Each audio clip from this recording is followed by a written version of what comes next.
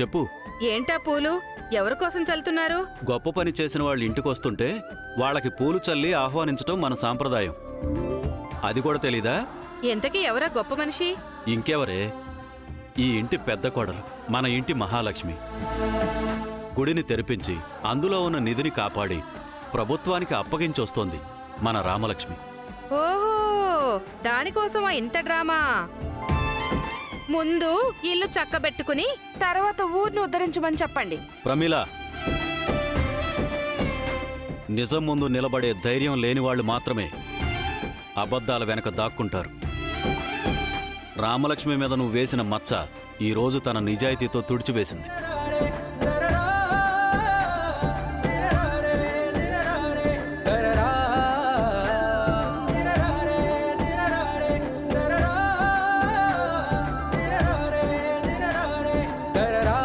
ఏంటి సార్ ఇదంతా?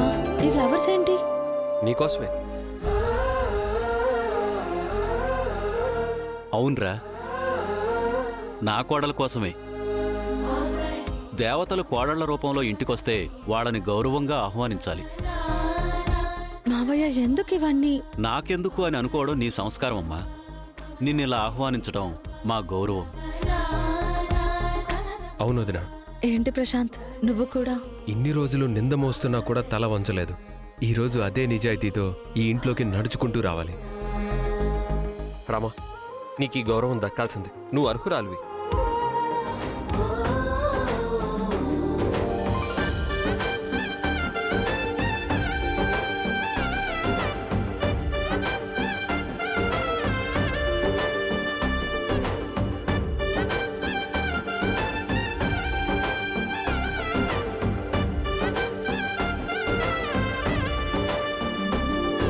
బాగుంది, చాలా బాగుంది.